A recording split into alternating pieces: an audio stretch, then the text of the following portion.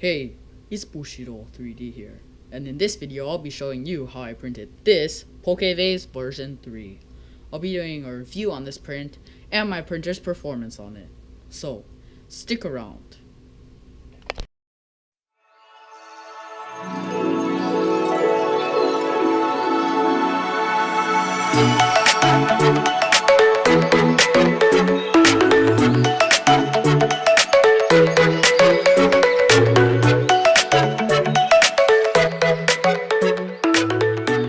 And here we are for one final time in the Thingiverse page for the Vase trifecta.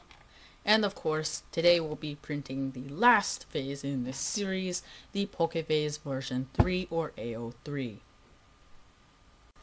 Now moving over to Cura 2.5 so I can show you the settings that I used to slice and prepare this model for printing. So I used my pretty standard 0.2mm layer height along with a wall thickness of 1.2 and a wall line count of 3.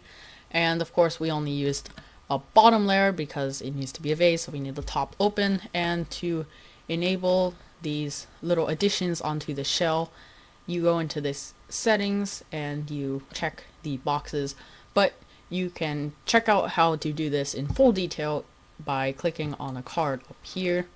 That will take you to the last video where you can see how to do that exactly. Anyway, it's pretty intuitive. So bottom thickness of 0.8mm with bottom layers of 4. Also our infill of course was 0% because this is a vase, so we need it to be hollow.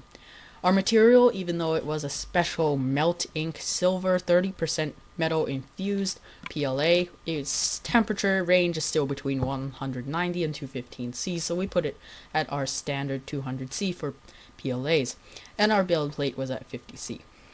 Our printing speed was nothing out of the norm at 60mm per second and 150mm per second for the travel speed. I find that the 60mm per second for the print speed is actually pretty good for some of these vases that have wall line counts higher than 1, and it works very well.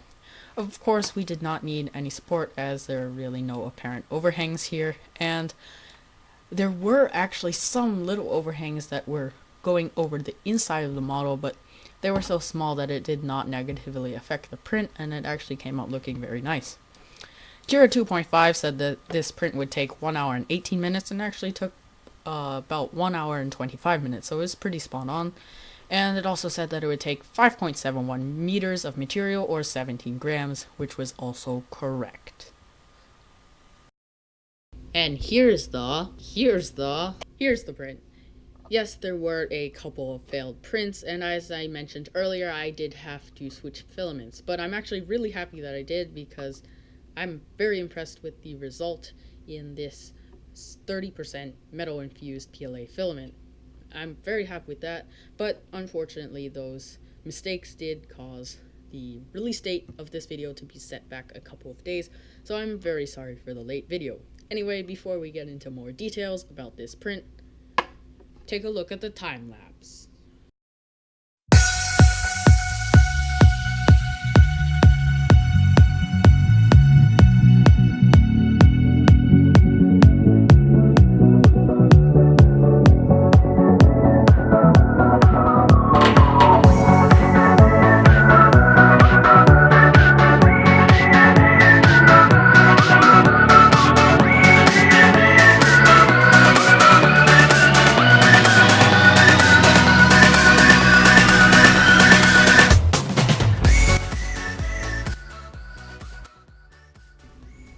So as I mentioned earlier, this model came out looking incredible, and I'm actually very glad that I ended up switching filaments, because in this Meltink Silver 30% metal infused PLA, this model just looks all so much better than it would have in really any other filament. This is kind of the perfect color, and all these angles and geometry that already looked very good were just enhanced by this filament, and the whole model is very shiny and really comes up looking very crisp.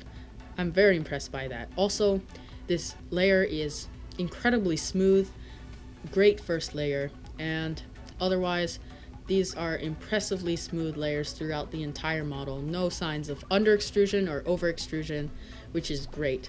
And this is definitely one of my best prints, so I would recommend that you check it out. Well, that's about it for this video on the PokeVase version 3, the final one in the Vase trifecta. So, if you enjoyed this video, please make sure to leave a big thumbs up down below. Also, if you have any thoughts or suggestions, leave me a comment, I would love it. And please remember to subscribe to this channel as it helps out a lot. Thanks for watching, go make something awesome, and I will see you in the next video.